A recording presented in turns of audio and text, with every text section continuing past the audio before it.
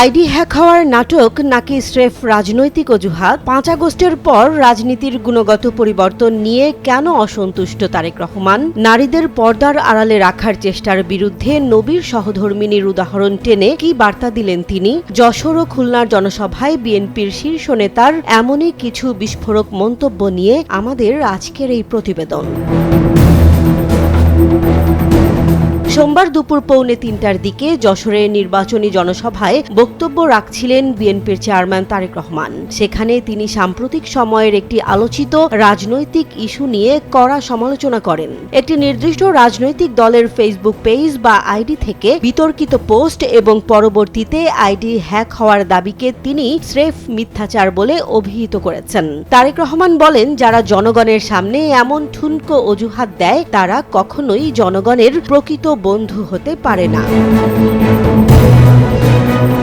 তারেক রহমান তার বক্তব্যে প্রযুক্তি বিশেষজ্ঞদের মতামতের কথা উল্লেখ করে জানান, গণহারে আইডি হ্যাক হওয়ার কোনো বৈজ্ঞানিক ভিত্তি নেই, বরং এটি সমালোচনার মুখ থেকে বাঁচার একটি কৌশল মাত্র। তিনি হুঁশিয়ারি দিয়ে বলেন, নির্বাচনের আগে এমন মিথ্যাচার করে ওই দলটি মূলত নিজেদের আসল চরিত্রই জনগণের সামনে প্রকাশ করে দিচ্ছে। তিনি আক্ষেপ করে বলেন, ৫ আগস্টের পর দেশের মানুষের মনে রাজনীতি নিয়ে যে পরিবর্তনের আশা জেগেছিল, বাস্তবে তার কোনো গুণগত পরিবর্তন এখনো দেখা যায়নি। নারী অধিকার ও কর্মসংস্থান নিয়েও এদিন সোজাসাপটা কথা বলেন তারেক রহমান। তিনি অভিযোগ করেন, একটি বিশেষ গোষ্ঠী দেশের অর্ধেক জনগোষ্ঠী তথা নারীদের তুচ্ছ-তাচ্ছিল্য করছে এবং তাদের চার দেয়ালের মাঝে আটকে রাখার চেষ্টা করছে। এর আগে খুলনার সভায় তিনি ইসলামের ইতিহাস টেনে বলেন, যারা ইসলাম কায়েমের দোহাই দিয়ে নারীদের ঘরবন্দি করতে চায় তারা ভুলে যাচ্ছে রাসূল সাল্লাল্লাহু আলাইহি ওয়াসাল্লামের প্রথম সহধর্মিনী হযরত বিবি খাদিজা রাদিয়াল্লাহু তাআলা আনহু ছিলেন একজন সফল নারী উদ্যোক্তা ও ব্যবসায়ী। ফলে নারীদের কর্মজীবনকে ছোট করার অধিকার কারণে।